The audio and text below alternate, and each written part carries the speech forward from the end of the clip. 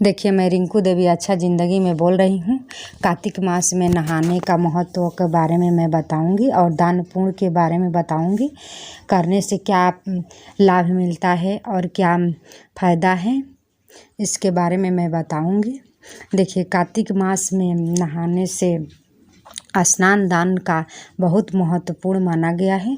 ऐसे तो हमेशा सभी लोग नहाते हैं, स्नान दान करते हैं, लेकिन कार्तिक मास में ब्रह्मपुत्र में नहा करके स्नान करके और पूजा पाठ करने से बहुत पुराणों में बहुत मान्यता माना गया है।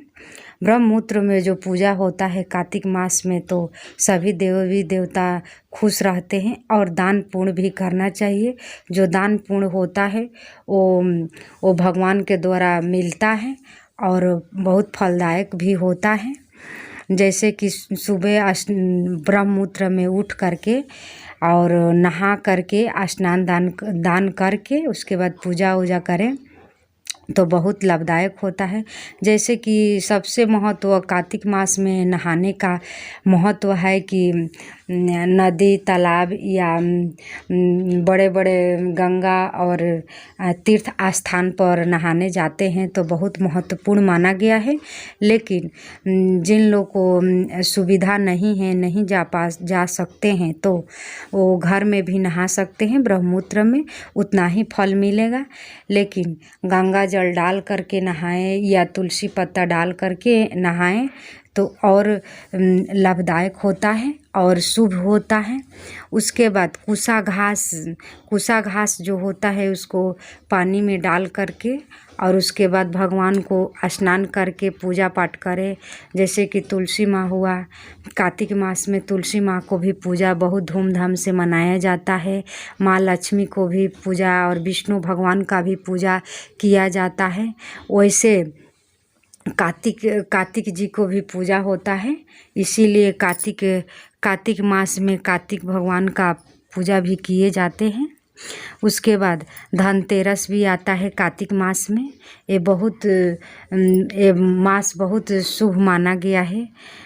इसमें नहाने का और स्नान दान का बहुत महत्वपूर्ण है।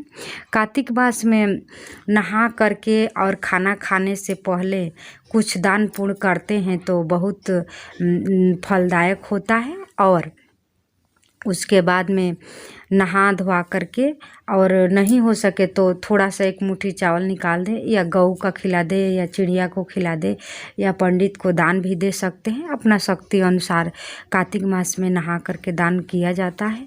और पूजा पाठ पंच देवी देवताओं को पूजा पाठ किया जाता है। जैसे कि सूर्य देव को सुबह उठ करके नहा धोआ करके जल दीजिए। चंद्र भगवान के, जैसे कि चंद्र भगवान को शरद चंद्र भगवान पूर्णिमा लगा उस दिन खीर बनाकर चंद्र भगवान को पूजा किया गया, अर्घ देते हैं तो चंद्र भगवान को भी पूजा करते हैं। जैसे एकादशी व्रत होता है कार्तिक मास में, तुलसी जी का विवाह होता है। और दीपावली हुआ, जैसे कि दीपदान करते हैं, लक्ष्मी जी को पूजा पाठ और विष्णु जी को पूजा पाठ करते हैं। धन धान की कमी नहीं करती है लक्ष्मी माँ, वो भी बहुत महत्वपूर्ण कार्तिक मास में माना गया है। जो लोग स्वच्छ हैं वो डेली सुबह ब्रह्मपुत्र में नहा करके स्नान दान करके पूजा पाठ करें तो बहुत लाभदायक होता है और अच्छा भी रहता है। और जो लोग सकते हैं वो तीर्थ पर भी जा करके स्नान दान भी कर सकते हैं। कार्तिक मास का यही बहुत महत्वपूर्ण माना गया है। लेकिन ब्रह्मपुत्र में सबसे पहले उठना बहुत ज़रूरी है। जो लोग बीमार हैं उन लोग के लिए नहीं है, उठ सकते हैं पर नहा नहीं सकते हैं। और जो लोग डेली नहा रहे हैं, हर रोज़ पूजा कर रहे हैं कार्तिक मास में, तो बहुत अच्छा माने जाते हैं। कार्तिक मास में तो ऐसे तो जैसे कि तुलसी माँ का विवाह हुआ एकादशी का, और जैसे दीपावली आया, धनतेरस आया, उसके बाद छठ पूजा आता है। जैसे कि बिहार में सभी लोग मनाते हैं छठ पूजा को, छठ माँ को मनाते हैं और सूर्य भगवान को अर्घ देते हैं कार्तिक मास में। तो बहुत धूमधाम से ये व्रत होता है और सभी लोग मनाते हैं। हर देश में भी भी तुलसी माँ का व्रत का पूजा करते हैं और तुलसी माँ का विवाह करते हैं एकादशी का दिन। और लक्ष्मी माँ का हर दीपावली का दिन पूजा होता है जैसे कि, तो कार्तिक मास में होता है, बहुत शुभ माना जाता है। और हर देश में भी शुभ दीपावली सभी लोग मनाते हैं, माँ लक्ष्मी और विष्णु को पूजा करते हैं। कार्तिक मास का यही महत्व है। स्नान दान का भी महत्व है। मेरा वीडियो पसंद आए तो सब्सक्राइब कीजिए, लाइक कीजिए, कमेंट कीजिए। नमस्कार।